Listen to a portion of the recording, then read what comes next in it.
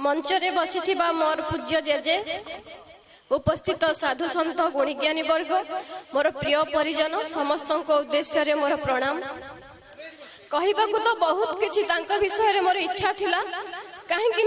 सहित मोर जो स्मृति सब कटी मोर से जशोदा माँ मते जन्म करिछि सत, किंतु सब स्नेह ममता आदर मु तांकठु ही पाइछि। तांको केबे मु जीवन रे भय भी करिनी, केवल मु ही जणे थिली जे तांको साहसर सहित तांको सामने रे ठिया हे कि कथा कहि पारुथिली। केबे मो ऊपर रागी नाहंती, आउ मोर तांको सहित एते स्मृति थिला जे कहिले भी 10 दिन पर्यंत मु कहूथिबी किंतु सरीब नाही। किंतु आज समय रो स्वल्पता दृष्टि मु किछि कहि पारु नाही। तांकर से जेते कर अधिकारी हेले मध्य, बहुमुखी प्रतिभार अधिकारी हेले मध्य, पारिवारिक जीवन शैली तांकर बहुत उन्नत थिला। कारण केही जणे कहिथिले जे महापुरुष माने कोनोसी असाधारण काम करंती नाही, से माने साधारण काम ही करंती, किंतु ताको असाधारण उपाय रे ही करंती। आ मो जेजे थिले सेही प्रतिभार अधिकारी जे साधारण कथा को असाधारण भाव रे करि पारुथिले। से मोर संपर्क रे जेजे किंबा बुढ़ा बापा बोली मु तांको डाकिबा कथा, किंतु मोर हेतु हेला दिन मु तांको डाकी आसुथली बुढ़ा पुओ। आज ठारू हुए तो से बुढ़ा पुओ डाकडा मु आकु डाकी ही पारिबी नाही। से डाकडा ही मोर हजि जीव सब दिन पाई। तेणु किछि न कहि तांको भाई छोट कविताटे लिखिछि, सेइटा ही गाइबी। जीवन अनुक्षणे तमे मो पृथ्वी,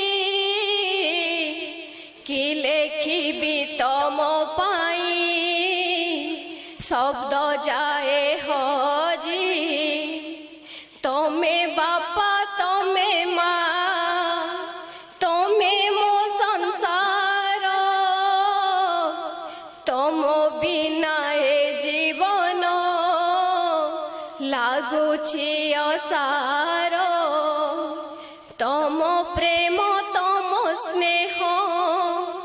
तमरी पीरती, ए जीवन पथे मोर सेतिकी संपत्ति। हजि गला चिठू मो बुढ़ा पुओ डाक, आगामी जन्म रे तम कोले स्थान देव। दुनिया आखिरे तमे यशस्वी पुरुष, मो पाई तट तमे मो हृदयर निश्वास। अष्टम गर्भरे तमे नेल तो जनम, प्रभुंक वार्ता देबारे होइल सक्षम। भल चिकित्सक भावे तम जना शुणा, तम पाला शुणे जिए हुए आनमना। हजेइल परिचय बंचिबु के मनते, चाली गल आर पुरे न भाबिल टिके। हाथ धरी शिखेइल तमे संस्कार शिखेई देल बंचिबार राहा। सुशिक्षक भावे तमे गढ़िल मणिष, प्रभु पदार बिंदरे लभिल आशीष। मणिष जीवन तुम, मणिष जीवन तुम होइछि सार्थक। आर पुरे मिलु तमकु सरगर सुख, सरगर सुख।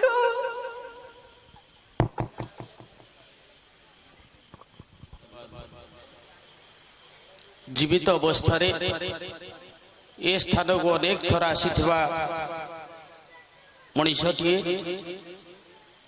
आज वासुदेवपुर पंचायत समिति से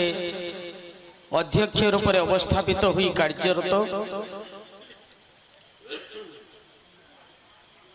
श्रीजुक्त नगेंद्र प्रसाद विश्वाल मु मो आखिरे देखी पूर्वतन विधायक हो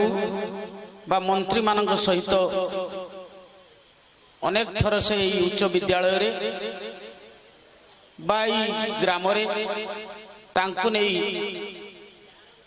प्रगति रथ आगेबा पई अनेक आलोचना करिसंती। सही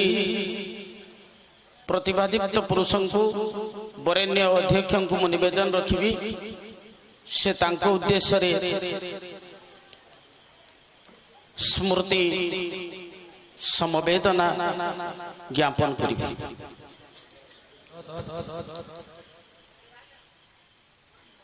आज मोर अति सम्मानर व्यक्तित्व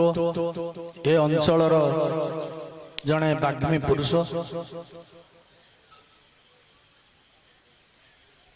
रवि सारंकर स्मृति सारण सभा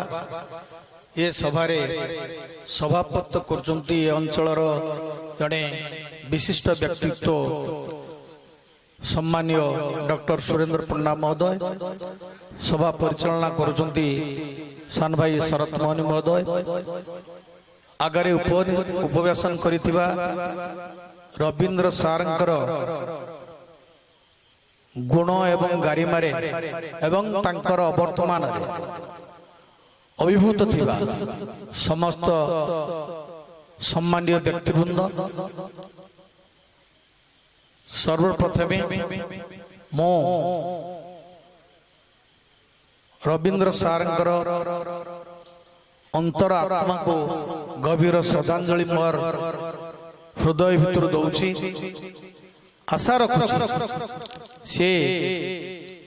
जेमती कि तांको परिवार तांकर पिला माने आजी तांकर नथिबा अवस्था निजको म्रियमाण भावुचंती समस्त को से शक्ति दियंतु एवं तांकर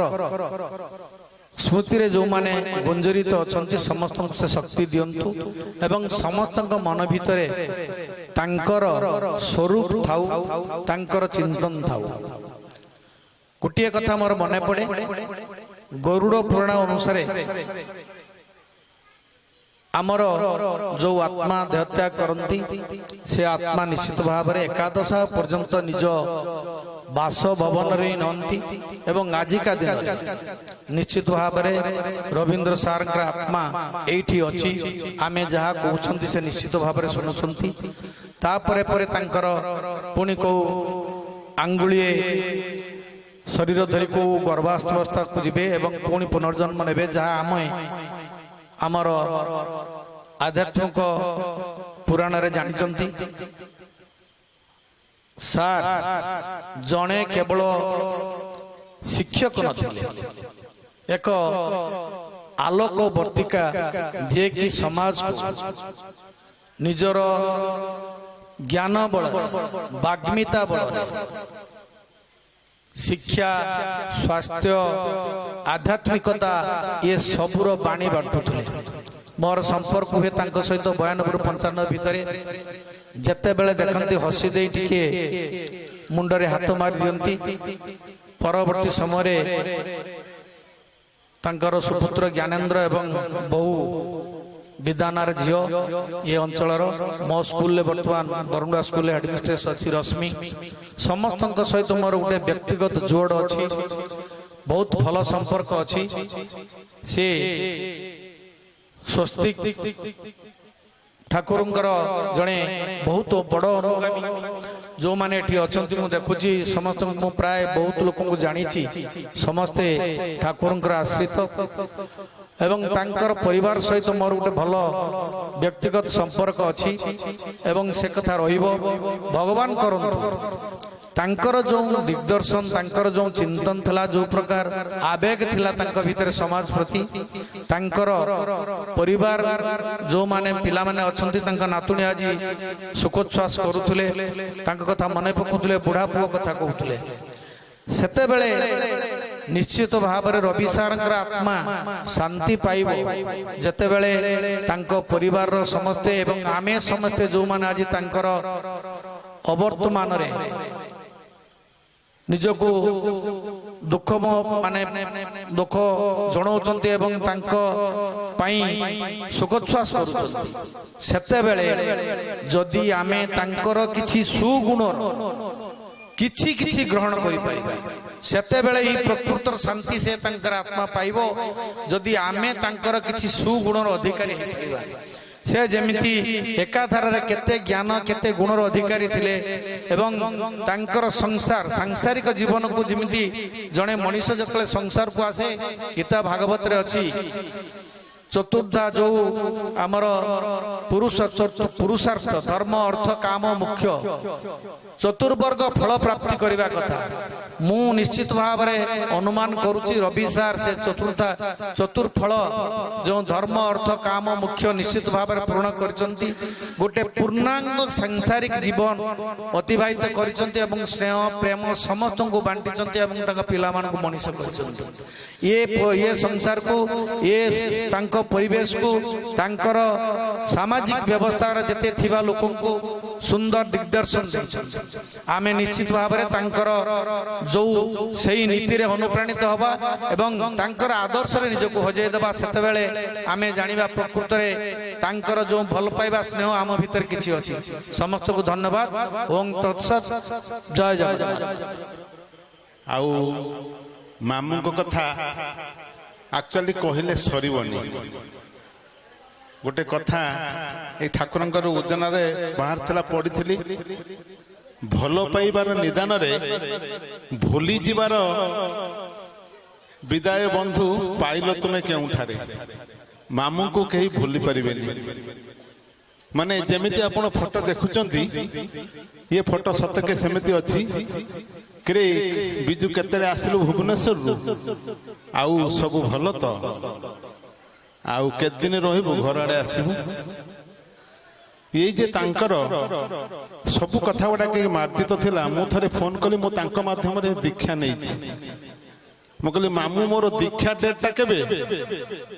କହିଲେ କାଲି ସକାଳୁ କହିବି ମୁଁ ସେଇଠୁ ଭାବିଲି ଆଉ ଦୀକ୍ଷା ଦିବସ ସେ କହିବେ ମୁଁ ଆଉ ଜାଣିବି ଯାହା ହଉ ତା ପରଦିନ ସକାଳେ ପ୍ରାର୍ଥନା ପରେ ସେ ଫୋନ କଲେ ବିଜୁ ତୋ ଦୀକ୍ଷା ଦିବସ 8/9/1981 ମସିହା ମୁଁ ଆଶ୍ଚର୍ଯ୍ୟ ହେଇଗଲି ଯେ ତାପରେ ପଚାରିଲି ମାମୁଁ ଏଟା କହିଲେ ଏଟା କଣ ଠିକ ନା କହିଲେ ହଁ ସେଇଦିନ ଆଉ ଗୋଟେ କଣ୍ଟା ବାଞ୍ଜିନା କଣ ଗୋଟେ ଜାଗା ନା କହିଲେ ସେଇଦିନ ଗୋଟେ ଲୋକ ଦୀକ୍ଷା ନେଇଥିଲା ତୁ ନେଇଥିଲୁ ସକାଳେ ଦୀକ୍ଷା ସେଦିନ ଥିଲା ଠାକୁରଙ୍କର ଜନ୍ମତିଥି ସେ ନେଇଥିଲା ସେଇଦିନ ଦୀକ୍ଷା ଦିଟା ଜିନିଷ ମିଳିଗଲା ତୋର ଦୀକ୍ଷା ଦିବସ ହଉଛି 8/9/1981 ସେ ଆମ ଏରିଆରେ ଯେ ମାସର ଗୋଟେ ସତ୍ସଙ୍ଗ କରୁଥିଲେ ଆମ ବାପା ବହୁତ କଷ୍ଟରେ ଜୀବନ ନିର୍ବାହ କରନ୍ତି ଇଏ ଗଲା ପୂର୍ବରୁ କୁହନ୍ତି ଏ ଘଡ଼ିଏ ପରେ ରବି ସାହୁ ଆସିବ ଦେଖିବୁ କି ଲମ୍ବା ଭାଷଣ ଦବ ଏଇଠି ଶଳା ମୋ ଘରେ ଚୁଲି ଜଳୁନି ଇଏ ଆସିବ ଏଇନେ କହିବ ମାସର ଗୋଟେ ସତ୍ସଙ୍ଗ ହବ ୟା ପରେ ପରେ ଯାଇ ମାମୁଁ ପହଞ୍ଚିଗଲେ କହିଲା ଶଳା ବାହାରି ଆଇଲା ଆରେ ମୋ ଘର କେମିତି ଚାଲୁଛି ତୁ ଜାଣିଛୁ ଆଜି ଭୋଗ କଣ ହବ ଏ ଯାଇ ଠିକ ହେଇନି ମାମୁଁ କିନ୍ତୁ ଏତେ ପ୍ରେଜେନ୍ସ ଅଫ ମାଇଣ୍ଡ ଏତେ ପ୍ରଦ୍ୟୁତ୍ମନମନ୍ତୀ ସାଙ୍ଗେ ସାଙ୍ଗେ କହିଲେ ତୋର କଣ ଅଛି ବୋହୂ ଅଛି ନା ଘରେ କହିଲେ ହଁ ତୁ ତାକୁ ଡାକିଦେ ତୁ ତୋ କାମରେ ଯା ସେ ଗଲେ କହିଲେ ଆରେ ନଡିଆ ଅଛି ଘରେ ନା ହଁ ତାହେଲେ ନଡିଆ ମତେ ଦଉନୁ ତୁ ଖାଲି କୁରି ଦେ ସେ କୁରି ଦେଲେ ମାମୁଁ ସାଙ୍ଗେ ସାଙ୍ଗେ ନଡିଆ କୋରା ମିଠେଇ ନିଜେ ତିଆରି କରିଦେଲେ ମାନେ ସେଦିନ ଭୋଗ ହେଲା ବହୁତ କଥା ଅଛି କହିବାକୁ ଆଉ ଗୋଟେ କଥା କହିକି ମୁଁ ସାରିଦେବି ଦିନେ ମୋ ବଡ ଭାଇଙ୍କୁ ପଚାରିଲି ନନା ଆପଣ ଦୀକ୍ଷା ନେଲେ କେମିତି ସେ କହିଲେ ଯେ ମାମୁଙ୍କ ସହିତ ମୋର ଗୋଟେ ଭଲ ସମ୍ପର୍କ ଥିଲା ଏ ଯୋଉ ଏସ୍ ଆଣ୍ଡ କମ୍ଫର୍ଟରେ ଥରେ ଦେଖିଲି ଆମ ରାସ୍ତାରେ ଯାଉଛନ୍ତି ଗୋଟେ ମାନେ ଯୋଉ ଫତୁଆ ପିନ୍ଧନ୍ତି ଆଗରୁ ମାମୁଁ ମାନେ ଧଳାଟେ ତାର କିଛି ନାହିଁ ମାନେ ହାତ କଟା ଆଉ ଗୋଟେ ଧୋତି ମୁଁ ଦେଖି ମାମୁଁ ଆଉ ସେଦିନ ମତେ ନ ନେଇ ଚାଲିଛନ୍ତି ସାଇକେଲ ମାମୁଁ ବହୁତ ଧୀରେ ଚଲାନ୍ତି କହିଲେ ମୁଁ ଦୌଡ଼ି ଦୌଡ଼ି ଯାଇ ନିଶା ଖାଇବା ଘର ପାଖରେ ଯେ ମାମୁଁକୁ ଭେଟିଲି ମାମୁଁ ଆପଣଙ୍କର ଏ ଅବସ୍ଥା ସିଏ ଆଉ କିଛି କହୁନାହାନ୍ତି କହୁଛନ୍ତି ନା ନା ନା ମୁଁ କିନ୍ତୁ ଛାଡ଼ିବିନି ଏମିତି ହଁ ମାମୁଁ ଓହ୍ଲେଇଲେ କହିଲେ ଆରେ ମୁଁ ଗୋଟେ ଦୀକ୍ଷା ନେଇଛି କହିଲେ କୋଉ ଦୀକ୍ଷା ତାହେଲେ ମୁଁ ନେବି ସେଠୁ କହିଲେ ଆରେ ତୁ ଦୀକ୍ଷା ନେ ଏନେ ଛୋଟ ପିଲା ଯେ ସମସ୍ତଙ୍କର ଧାରଣା ଯେ ଦୀକ୍ଷା ନେଲେ ବାବାଜୀ ହେଇଯିବ ଆଉ ମୋ ନନାଙ୍କର ବଡ଼ ନାଁ ନନାଙ୍କର ନାଁ ହେଉଛି ବାବାଜୀ କହିଲେ ଏ ଏରିଆରେ ମତେ ସମସ୍ତେ କହିବେ ବଡ଼ ପୁଅଟାକୁ ସେ ବାବାଜୀ କରିଦେଲା ତୁ ଦୀକ୍ଷା ନେ ନା ଯାହା ହଉ ସମୟକ୍ରମେ ପୁଣି ନନା ଦୀକ୍ଷା ନେଲେ ମୋ କହିବା କଥା ଧର୍ମଦାନ ସବୁଠାରୁ ଜୀବନରେ ବଡ଼ ଦାନ ଯେ ଆମେ ଯେ କେତେ କଷ୍ଟରେ ଆମ ଘର ଥିଲା ଇଏ ମାମୁଁଙ୍କ ସ୍ପର୍ଶରେ ମାନେ ଆପଣ ଦେଖନ୍ତୁ ଭଗବାନଙ୍କୁ ପାଇବାକୁ ହେଲେ ଯେକୌଣସି ଜିନିଷ ପାଇବାକୁ ହେଲେ ଗୋଟେ ମାଧ୍ୟମ ଦରକାର ପଡେ ସେ ମାଧ୍ୟମ ହଉଛନ୍ତି ମାମୁଁ ଯୋଉ ମାଧ୍ୟମରେ ପ୍ରଥମେ ମୋ ବଡ଼ ଭାଇ ଦୀକ୍ଷା ନେଇଥିଲେ ତାପରେ ମୋ ମା ତାଙ୍କୁ ଧରମ ଭାଇ କରିଥିଲେ କାହିଁକି ନା ମୁଁ ଶୁଣିଛି ପିଲାବେଳେ ଟାଇଫଏଡ ରୋଗରେ ଏଇ ବଡ଼ ନନା ମୋର ପୀଡ଼ିତ ଥିଲାବେଳେ କଟକରେ କୋଉ ଡାକ୍ତରଖାନା ଯାଇଥିଲେ ମତେ ତ ଜଣା ନାହିଁ କଟକ ଡାକ୍ତର ଫେରେଇ ଦେଇଥିଲା କହିଲା ସିଏ ଆଉ ଭଲ ହେବେନି ନେଇଯାଅ ସେତେବେଳେ ଘରେ କାନ୍ଦ ବୋବଳି ପଡି ଯାଇଥିଲା ମାମୁଁ କିନ୍ତୁ ହୋମିଓପାଥି ଔଷଧ ଦେଇ ଭଲ କରିଥିଲେ ସେଇଦିନ ପାଖରୁ ବୋଧ ହୁଏ ମୋ ମାଙ୍କର ସେ ଧରମ ମାମୁଁ ହେଇଥିଲେ ଏ ଘରକୁ ବହୁତ ଥର ଆସିଛୁ ଆଉ ଗୋଟିଏ କଥା କହି ସାରିଦେବି ସମୟ ତ ନାହିଁ ଯେ ମାମୁଁ ଥରେ ଗୋଟେ ଝିଅ ବାହାଘରର ମଧ୍ୟସ୍ଥ ହେଇ ଥିଲେ ସେ ବାହାଘରଟା ହେଇପାରୁନି ହେଇ ଯେତେବେଳେ ନ ପାରୁଛି ସେ ଭୁବନେଶ୍ୱର ଯାଇଛନ୍ତି ଶଙ୍କୁରୁ ଭୁବନେଶ୍ୱରରେ ପଢୁଥିଲା ଆଉ ସେ ସମୟରେ ସେ ଯାଆନ୍ତି ଗୋଟେ ପୋଷ୍ଟ କାର୍ଡରେ ମୁଁ ଯେତେବେଳେ ବିଜେପି କଲେଜକୁ ଯିବା ଲାଗି ବାହାରିଛି କହିଲେ ବାବା ଏ ଚିଠିଟା ନବୁ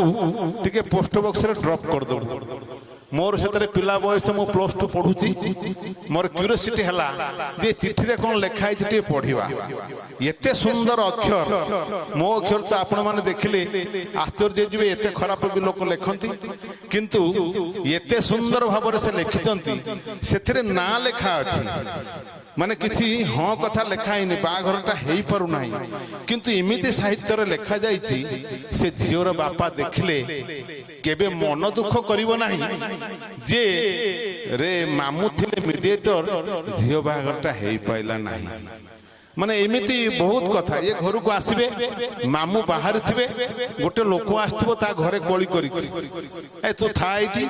ମୁଁ ଯାଇକି ଆସେ ସେ ସ୍କୁଲ କୁଆଡେ ଯିବେ ଏଇଠି ଗୋଟେ ଏପଟେ ଗୋଟେ ଘର ଥିଲା ଏପଟେ ମାଟି ଘର ଥିଲା ସେ 2-3 ଦିନ ରହିଲା ପରେ ମାମୁଁ ତାକୁ ପଚାରେ ଆରେ ତୁ କ'ଣ କହୁଥିଲୁ ତାପରେ ତା କଥା ବୁଝାଯିବ ସେମାନେ ଇନ୍ ଦ ମିନ୍ ଟାଇମ୍ ତାର ଏଇ ଯୋଉ ଭାବଟା ତା ମନ ଯେ କଷ୍ଟ ହେଇଥିଲା ସେଟା ଚାଲି ଯାଇଥିବ ଯାହା ମୁଁ ଆଉ ଦୀର୍ଘ କରିବିନି ସବୁଦିନ ପାଇଁ ଯେ ସେ ଆମ ଗହଣରେ ଆଉ ଯଦିବା ଏ ଶାରୀରିକ ଭାବରେ ଆମେ ତାଙ୍କୁ ଦେଖୁନାହାନ୍ତି କିନ୍ତୁ ସବୁଦିନ ପାଇଁ ସମସ୍ତଙ୍କ ପାଖରେ ସେ ନିଶ୍ଚିତ ରହିବେ ଆହୁରି ବହୁତ କଥା ଥିଲେ ବି ମୁଁ କହିବାକୁ ଚାହୁଁନି ବିଶେଷ ମୋର ମନ ଦୁଃଖ ହେଲା ମୁଁ ଯୋଉଦିନ ଶୁଣିଲି ସେଦିନ ଦେଓଘରର ଥିଲି ଆଉ ଆସିପାରିଲିନି ତେଣୁ ଏଇଟା ଗୋଟେ ମୋର ଅଫସୋସ ରହିଗଲା ମାମୁଁଙ୍କ ସହିତ ମୋର ଅତି ଭଲ ସମ୍ପର୍କ ସେ ମତେ ବହୁତ ଭଲ ପାଆନ୍ତି ଦୀକ୍ଷା ଦେଇଥିବାରୁ ଯାହା ମୁଁ ପୁଣି ଥରେ ଠାକୁରଙ୍କ ପାଖରେ ପ୍ରାର୍ଥନା କରୁଛି ଯେ ସେ ନିଶ୍ଚିତ ଯେ ଅମର ଜୀବନ ଲାଭ କରିବେ ଆଉ ଏ ପରିବାର ନିଶ୍ଚିତ ଭାବରେ ତାଙ୍କର ସବୁ ଯେଉଁ ସୁଗଣରୁ ସମସ୍ତେ ଭଲରେ ରହିବେ ନିଶ୍ଚିତ ଭାବରେ ଜୟ ଗୁରୁ ବର୍ତ୍ତମାନ ଅଜାଙ୍କ ସହିତ ବିତିଥିବା ଆମର ପ୍ରତିଟି ମୁହୂର୍ତ୍ତ ସ୍ମୃତି ନୁହେଁ ମୋ ଶରୀରରେ ପ୍ରବାହିତ ହେଉଥିବା ଏକ ସୁପ୍ତ ଅନୁଭବ ଏମିତି କହିବି ଯେ କେବଳ ମୋର ଅନୁଭବ ବୋଧ ହୁଏ ଏ ସଂସାରର ସବୁ ଅଜାନାତୁଣୀଙ୍କ ଭିତରେ এই ଅନୁଭବ ପ୍ରଭାବିତ সেই ଅନୁଭବରେ ଅଜାଙ୍କର ମାନବିକତା ଦୃଷ୍ଟିକୋଣ କେତେବେଳେ ଯେ ମୋ ମନ ଭିତରେ ଆଦର୍ଶର ସ୍ଥାନ ପାଇଛି ତାଙ୍କର ଏହି ସ୍ୱର୍ଗୀୟ ଯାତ୍ରାରେ ଅଜା ନାତୁଣୀର ସ୍ନେହକୁ ତାଙ୍କଠାରୁ ପାଇଥିବା ଶିକ୍ଷାକୁ ପାଥେୟ କରି କିଛି ଅକ୍ଷରର ରୂପ ଦେଇଛି। ଗୋଟେ ଛୋଟ କବିତାଟିଏ। ମୋ ଅଜା। ସମୟ ସୁଅରେ ସଭିଏ ହଜନ୍ତି, ସମୟ ସୁଅରେ ସଭିଏ ହଜନ୍ତି, ତୁମେ ବି ତ ହଜିଗଲ। ଜାଣିପାରିଲିନି କେତେ ଶୀଘ୍ର ତମେ ଆମକୁ ତ ଛାଡ଼ିଗଲ। ଅଜଣା ରହିଛେ ଘର ତୁମେ କଲ, ଅଜଣା ରହିଛେ ଘର ତୁମେ କଲ, ଠିକଣା ତ ଜଣା ନାହିଁ। 11 ଦିନ ବିତିଲାଣି ହେଲେ ଅଜା ତୁମ ସ୍ମୃତି କେବେ ଭୁଲି ନାହିଁ। ଅଜା ତୁମ ସ୍ମୃତି କେବେ ଭୁଲି ନାହିଁ। ଇଚ୍ଛା ହୁଏ କେବେ ଆଉ ଥରେ ଟିକେ, ଇଚ୍ଛା ହୁଏ କେବେ ଆଉ ଥରେ ଟିକେ ଅତୀତକୁ ଫେରିବାକୁ, ତୁମ ସହ ମିଶିବାକୁ, ତୁମ କଥା ଶୁଣିବାକୁ। ଅଜା ତୁମ ଗାଳି ଆଜି ହୁଏ ଭାଳି, ଅଜା ତୁମ ଗାଳି ଆଜି ହୁଏ ଭାଳି, ତୁମେ ଆସିବ କି ଫେରି?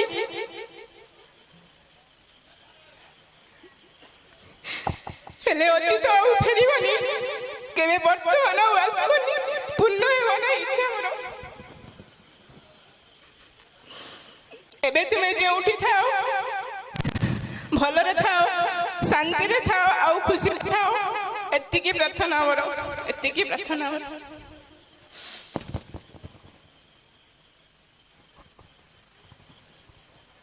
ପଛରେ ଛାଡ଼ି ଯାଇଥିବା ପରିବାରର ଏକମାତ୍ର କନ୍ୟା, ତାଙ୍କୁ ମୁଁ ଆହ୍ୱାନ କରୁଛି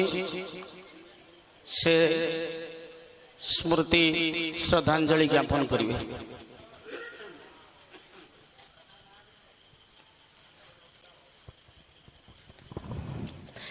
ଆଜି ବାପାଙ୍କର ଏକାଦଶ ଦିବସରେ କିଛି କହିବାକୁ ଯାଉଛି।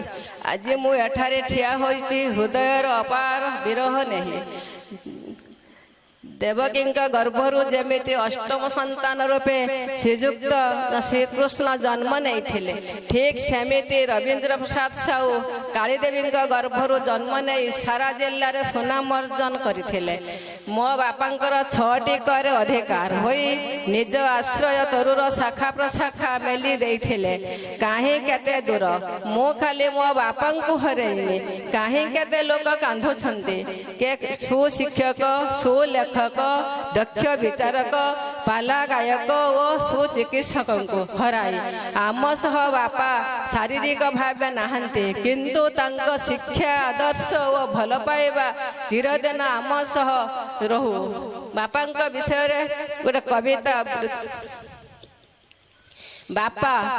ବାପା ତୁମେ ଆଲୋକର ପଥ ବାଛି ନେଲ, ବାପା ତୁମେ ଆଲୋକର ପଥ ବାଛି ନେଲ, ଆମକୁ ଅସହାୟ ଅନାଥ କରି ଅନ୍ଧାରରେ ଛାଡ଼ିଦେଲ। ବାପା ତୁମେ ଆଲୋକର ପଥ ବାଛି ନେଲ।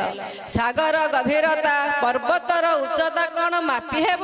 ସାଗରର ଗଭୀରତା, ପର୍ବତର ଉଚ୍ଚ କ'ଣ ମାପି ହେବ? ତୁମେ ବାପା ଜୀବନର ଆବଶ୍ୟକତା ଜାଣିବି ମୋତେ ସଂସାର ନର୍କ ଯନ୍ତ୍ରଣାରେ ଭସାଇ ଦେଇ ତୁମେ ବାଛି ନେଲ ସ୍ୱର୍ଗପୁର। ବାପା ତୁମେ ଆଲୋକର ପଥ ବାଛି ନେଲ। ତୁମେ ଥିଲ ଶକ୍ତି ଆଶ୍ରୟ ପ୍ରେରଣା, ତୁମେ ଥିଲ ଶକ୍ତି ଆଶ୍ରୟ ପ୍ରେରଣା, ଅନ୍ଧକାର ଜୀବନରେ ଆଲୋକର ଦୀପ ଶିଖା। ଏବେ ସେ ଆଲୋକ ଲିଭି ଯାଇଛି, ତୁମେ ନାହଁ। ଦେବତା ବିନା ଦେଉଳ ଯାହା, ତୁମ ବିନା ଆମ ଘରେ ଆମେ ଭାଇ ଭଉଣୀ ସେଇଆ। ବାପା ତୁମେ ଅମର, ବାପା ତୁମେ ଅମର, ଆମ ଆଖିର ଲୁହରେ, ଆମ ହୃଦୟ ଗୁହରେ, ଆମ ସ୍ମୃତିରେ ତୁମେ ଚିରନମ୍ୟ ହୋଇ ରହିବ ମୋ ଶେଷ ବିଶ୍ୱାସ ଥିବା ଯାଏ। ବାପା ତୁମେ ଆଲୋକର ପଥ ବାଛି ନେଲ, ବାପା ତୁମେ ଆଲୋକର ପଥ ବାଛି ନେଲ। ଝୁରୁଛି ଝୁରିବ, ଏବେ ଏବେ ତାଙ୍କର ପୁତ୍ର ଉମେଶ ନନାଙ୍କୁ ମୁଁ ନିବେଦନ ରଖିବି, ସେ କିଛି ସମୟ ପିତୃଙ୍କ ଉଦ୍ଦେଶ୍ୟରେ କେତୋଟି ଶବ୍ଦ ଉପସ୍ଥାପନ କରିବେ।